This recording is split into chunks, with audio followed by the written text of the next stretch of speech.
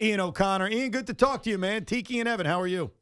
How are you guys doing? Great to be on. We're good, Ian. Fantastic. So, what's going to happen today? Like, what's this meeting going to be like? And do you think the Giants seal the deal today on John Harbaugh as the new head coach? Well, Evan, I'll start with what will happen if the Giants don't make a deal, which is not what Giants fans want to hear.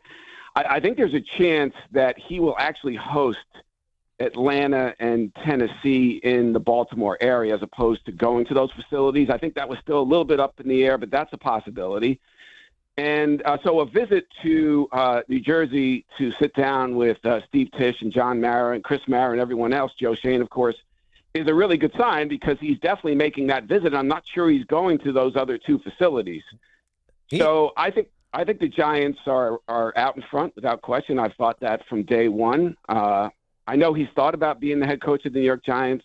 I know that he's told people the Giants had a very legitimate shot to win this derby. I know he's looked at tape of Jackson Dart and come away excited about what he's seen. Obviously, he knows at 4-13 the Giants have some work to do. So if I'm a Giants fan, I'd be feeling pretty good right about Now, we listened to point, Steve Bisciotti yesterday talk about John Harbaugh's departure, and he said he's not going anywhere. It doesn't have a quarterback. He's too old of a coach. And so we know what we all feel about Jackson Dart. But is that same feeling in Tennessee about Cam Ward, or it's probably not in Atlanta with Michael Penix, mainly because of the injury, but also some of the inconsistencies? So we talk about the quarterbacks. Is that really one of the reasons that John Harbaugh would consider the Giants over anybody else? And I'm curious why he's not visiting those other facilities. You know, Tiki, first off on the quarterbacks, I know he does have a high regard for both Dart and Ward. I don't know which one he might like better. Right. But I do know he certainly puts those two ahead of Penix, who has had 3 ACLs in his career going back to college, 2 of them there, 1 in the pros. Question marks obviously there. Atlanta's appealing because of Matt Ryan, because of Robinson, because of the chance to win a division title in year one, a division that was won with an 8-9 record this year. And it's the East. It's going to be tougher to navigate with the Eagles there, certainly. But yeah, he is very interested in, at this point, maybe he coaches another 10 years at age 63, and he wants a quarterback in place. Right. And believes in both Dart and Ward. That's my understanding. As far as why he may not visit Tennessee and Atlanta, I don't know the specific reasons. Someone suggested to me that he feels like he already has a sense of those places, and they will probably go to him. Now, I could be wrong, and he may end up making those visits, but my last understanding of the situation was there was still a fairly good chance they would go to Baltimore. Now, if the Giants absolutely blow him away today, they can make a deal. That's certainly a possibility. So we'll see how it plays out. I have said that this is John Harbaugh interviewing teams, not teams interviewing John Harbaugh. Do you agree that that's almost the tone of this, that the Giants, they already know they want him. They're trying to sell themselves to John, and he's the ultimate guy who's really conducting the interviews? You know, I had a tweet earlier where I really felt like the face-to-face contact with Joe Schoen today, and obviously he's meeting with Mara and Tisch and Chris Mara as well, but he's had a lot of phone conversations with Joe Schoen, and Joe has laid out the entire vision, everything the Giants do from analytics to medical, everything. So I think Harbaugh has a full understanding and meeting in person with Chris Mara, of course, at his house. He's got a full understanding of the Giants organization. The last piece of this is meeting Joe Schoen face-to-face and sort of figuring this out like, okay, now I understand you're saying I'm going to have some personnel control or power here, but if we disagree on the 5th pick in the draft, how does that get worked out? Right. And so I think those are conversations that will happen today. Yeah. Do you think that Matt Ryan, because I think he's in charge running the ship down there in Atlanta, is going to say, I don't think Borgonzi's going to do that, but do you think Matt Ryan would say, yeah, it's all you, John, right? It's all your pick, whatever you want. I don't think so, TK. I don't think Matt Ryan's not taking over a team and handing off complete control of the roster. No way.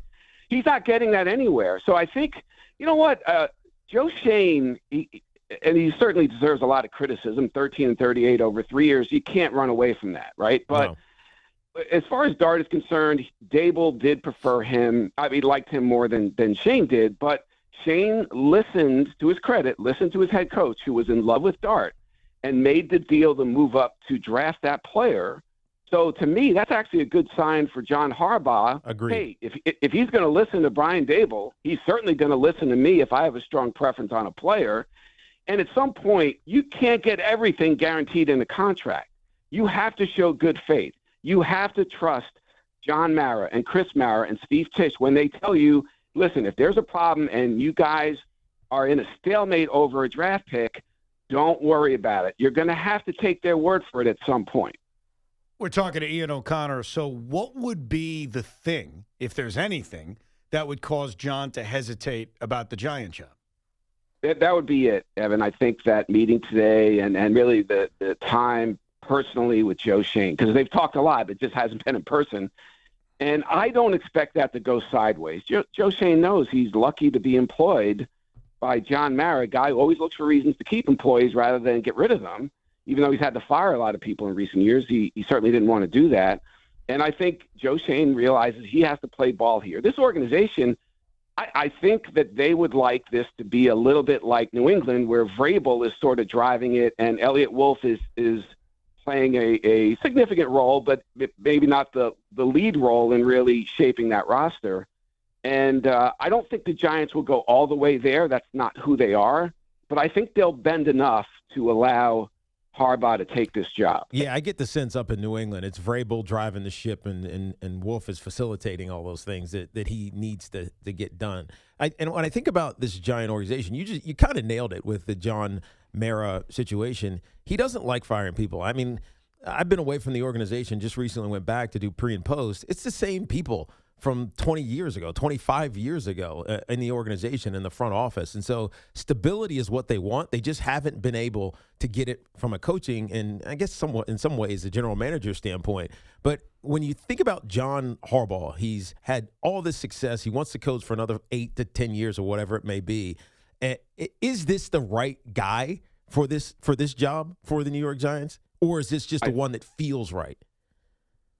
Well, we'll find out if he's the right guy. We'll know within, 2 years probably, right. Tiki. I think that it does feel right because they need a CEO. And you heard Darius Slayton say we need a Coughlin-esque coach in here. Mm-hmm. Well, guess what? Who matches up with that? Actually, Mike Tomlin would be the best choice, probably. Right. Yeah. He'd be one, and I would say Harbaugh would be 1A. But Tomlin's going to do TV, it looks like, so he's off the board. And I think John Harbaugh fits the profile of what Darius Slayton was talking about. Walking in the door, everyone, including Abdul Carter, is going to respect this guy and be accountable given his track record. And he's a CEO style of leader, which I do think the Giants need. And they need someone who's been a head coach with success after 4 straight people who failed in this job without what John Harbaugh has. So I do think it should be a good marriage. Can you confirm it's just Tennessee and Atlanta, or is there another team looming that could possibly meet John Harbaugh's criteria and swoop in and get his services? The looming team is Miami. I think Cleveland is pretty much out. There's some sentiment there because that was his boyhood team growing up. Yep. They don't have a quarterback. Miami doesn't have a quarterback, and at the end of the day, I can't see them overcoming that.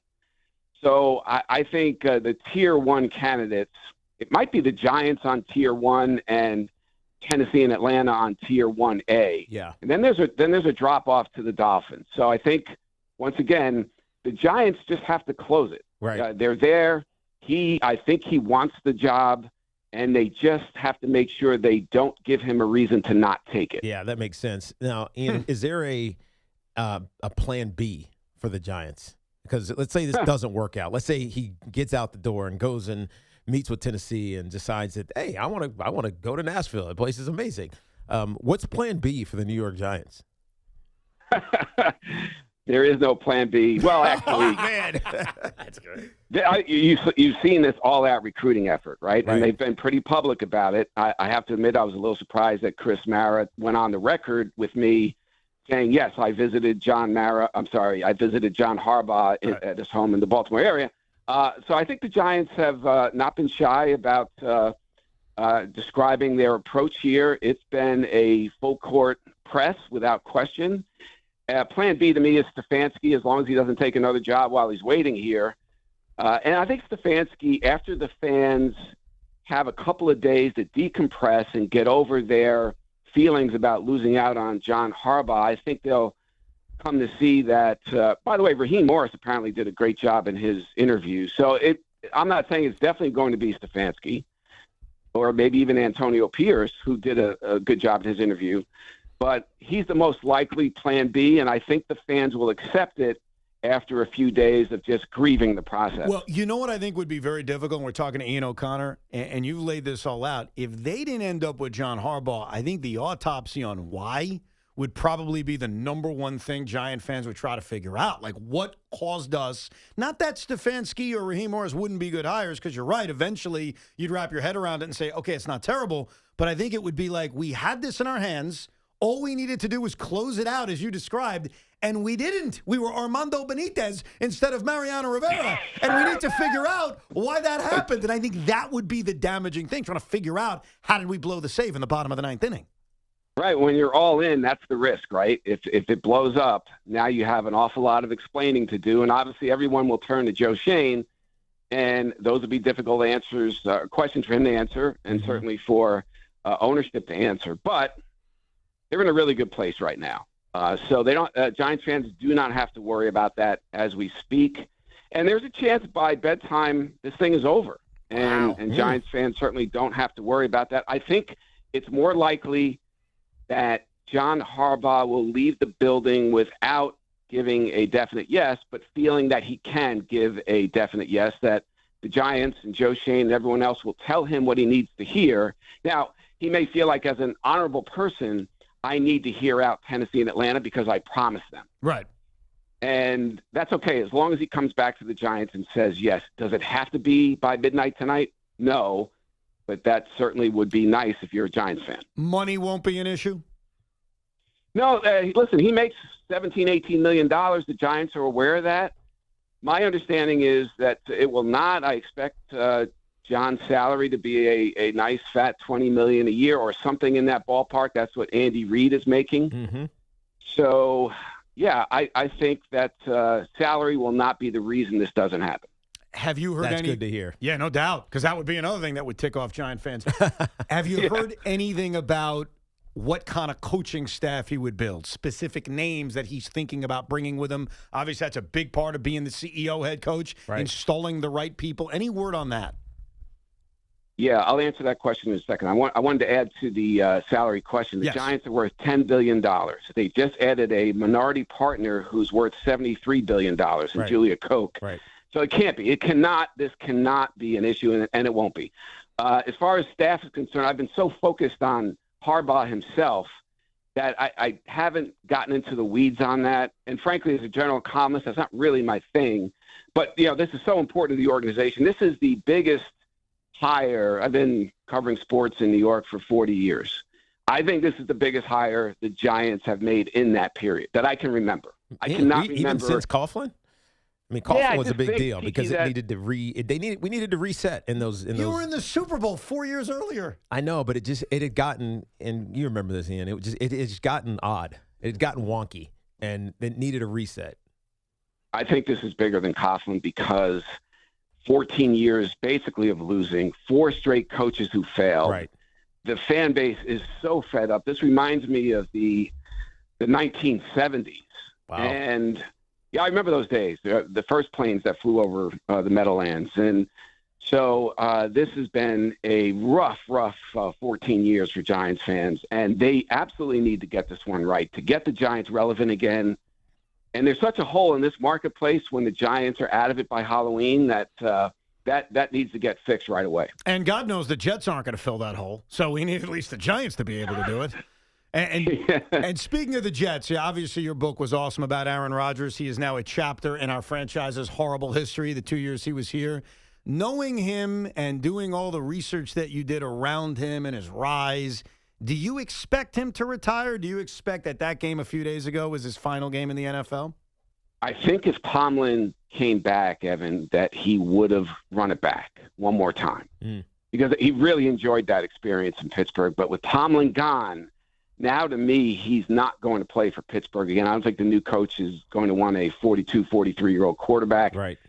So it's either Minnesota or retirement. That's my opinion. I haven't had someone in his inner circle tell me Minnesota, but just look at it. I mean, they gambled on J.J. McCarthy. They kind of lost that gamble again this past year, and O'Connell does love him.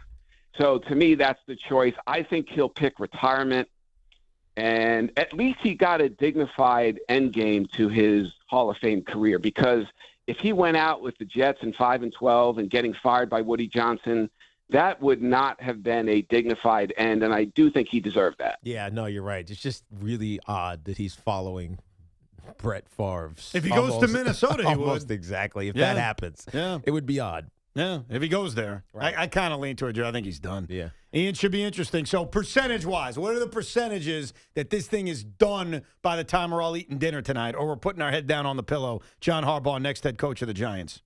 Hey, by the way, I'm surprised you had me on this show, Evan, because when I co-hosted with you last summer, you were nice enough to have me on with that Aaron Rodgers book. I had sources tell me Tiki was nervous about our chemistry on the air. He was. Yeah. We banned you for like a year and a half. I can't bring that guy back. He's too good. Okay, so I'll say Harbaugh to the Giants, percentages right now, I think are right around 75%. Wow. Nice. That's solid. Now, it may not be by tonight, but I think Giants fans will be very happy with the outcome of this wild derby and courtship. Yes. It's been awesome. And you've been all over it. Great reporting, Ian, as always. We Thank you, appreciate Ian. you coming on, man. Appreciate you. Thanks, guys. Yeah, my pleasure.